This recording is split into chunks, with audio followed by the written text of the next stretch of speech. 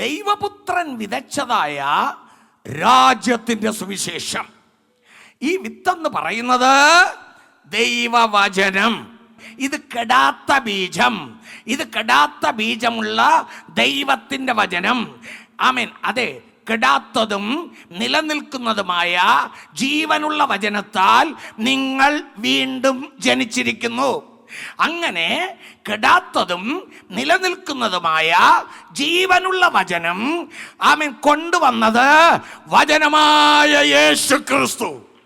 Hallelujah. യേശുക്രിസ്തു വചനമാണ്.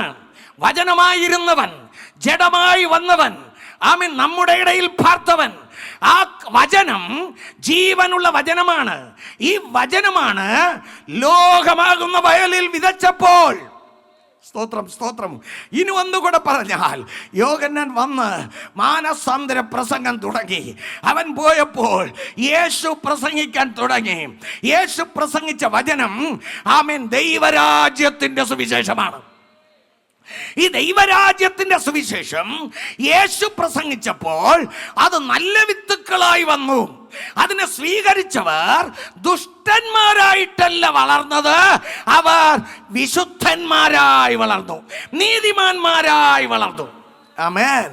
ഇന്ന് ഞാൻ പറയട്ടെ, ഈ സത്യസുവിശേഷം നിന്റെ ഹൃദയത്തിൽ വീഴുമ്പോൾ നിനക്കത് ആമേൻ സ്വീകരിക്കാൻ മനസ്സെങ്കിൽ, നീ ദുഷ്ടനായിരുന്നാലും നിന്നെ നീതിമാനാക്കി ദൈവം മാറ്റും. ഒരു വീണ്ടും ജനനം എന്നത് സംഭവിക്കും. ഈ വചനം അകത്ത് വീണ് ഒരു ജനനമുണ്ടാകും. അതാണ് വീണ്ടും ജനനം.